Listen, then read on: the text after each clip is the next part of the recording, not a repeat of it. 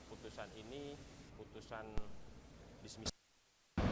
Jadi tadi disampaikan oleh Bapak Ketua Mahkamah Konstitusi, dari sidang ini nanti kita bisa tahu mana perkara yang harus berhenti sampai di sini dan mana perkara yang akan dilanjutkan dalam tahapan pembuktian di 27 Mei mendatang mulainya.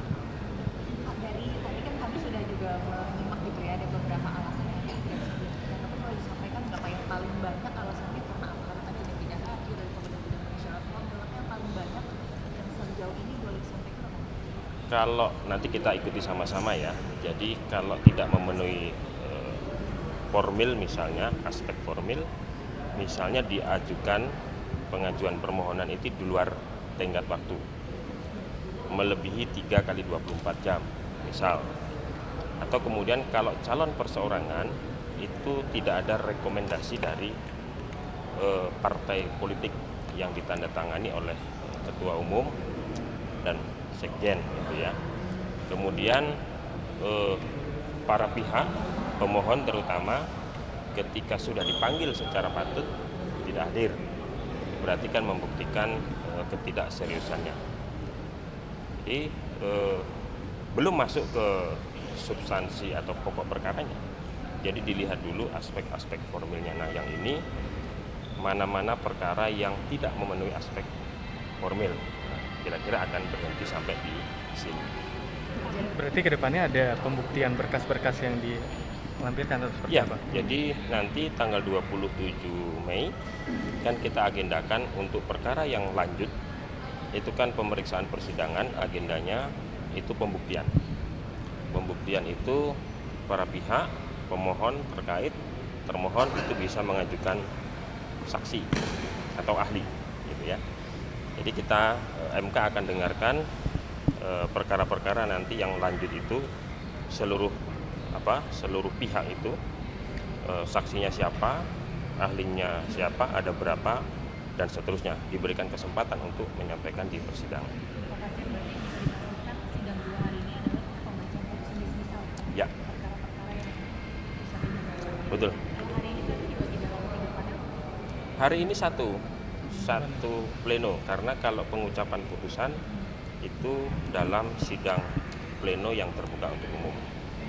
Nanti ketika pembuktian kembali lagi ke panel, kan begitu. Jadi ini kan perkara-perkara yang kemarin diperiksa oleh panel 1, panel 2 dan panel 3. Nah, sesudah putusannya ini jadi, ketetapannya ini jadi, nah ini diucapkan dalam sidang pleno. Penegasannya Mas Fajar, ini ada berapa perkara? Ini 155, besok 52. Berarti dari 297 yang 90 sisanya ini tidak disidangkan di 2 hari ini, berarti statusnya seperti kemungkinan apa? besar. Nanti kita akan lihat variasinya karena ada beberapa perkara yang tadi disampaikan Pak Ketua itu ada petikan keputusan. Nah itu jadi misalnya dalam satu perkara itu ada dapil atau ada posita yang kemudian harus berhenti, tapi ada yang lain dalam satu permohonan itu lanjut. Nah nanti kita lihat sama-sama variasi-variasi. Berarti tidak dimenangkan putusan Ya. Oh, oke. Siap. Oke, makasih Mas Fajar. Terima kasih banyak. Belum kan 3 hari. Iya. Tapi 2 hari ini hanya 200 pembuktian dan yang ini pembuktian yang ini pada prinsipnya kami menghormati putusan Mahkamah Konstitusi yang telah diucapkan pada hari ini. Hanya saja ada beberapa hal yang perlu kami sampaikan di sini berkaitan dengan perkara 174 Papua Tengah. Sebenarnya di petitumnya itu alternatif pilihan. Jadi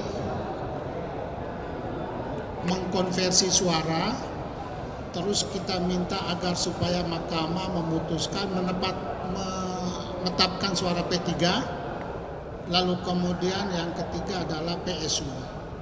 Akan tetapi tadi Mahkamah memutuskan permohonan pemohon P3 adalah obscure libel, tidak jelas dengan alasan bahwa petitumnya itu tidak dirincikan secara jelas.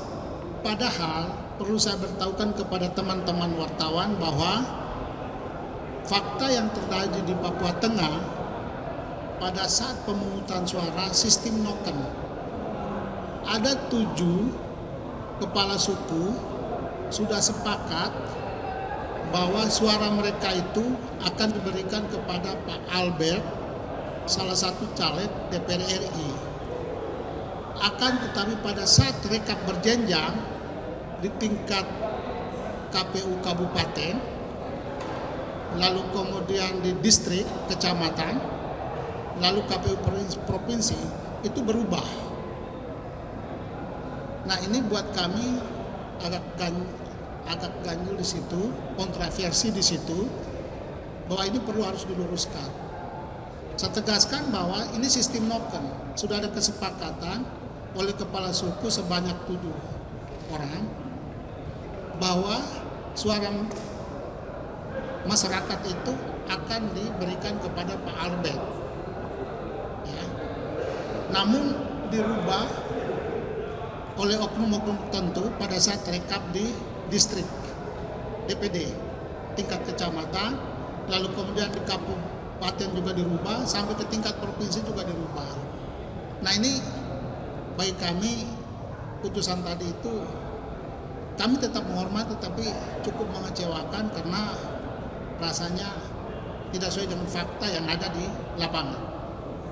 Itu saja yang bisa kami sampaikan kepada teman-teman untuk diketahui secara patut bahwa kami tetap menghormati putusan itu. Terima kasih ya. Ya, Pak. Terima kasih Pak. Ya, terima kasih banyak ya.